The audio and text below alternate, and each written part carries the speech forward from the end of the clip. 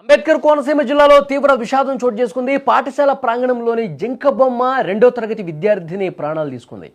P Gannavaram మండలం పెదపూడిలోని మండల పరిషత్ ప్రాథమిక పాఠశాలలో దివి జాహ్నవి 2వ తరగతి చదువుతోంది. మధ్యాహ్నం సమయంలో పాఠశాల ప్రాంగణంలో ఆడుకుంటూ ఉండగా అక్కడ ఉన్న జింక బొమ్మ బాలిక మీద పట్టడంతో అపస్మారక స్థితిలోకి వెళ్ళిపోయింది. ఆ జింక బొమ్మని మీరు స్క్రీన్ మీద చూస్తున్నారు. సిమెంట్తో తయారు చేసినటువంటి జింక బొమ్మ. రోజు ఆడుకుంటూనే ఉంటుంది ఆ పాప.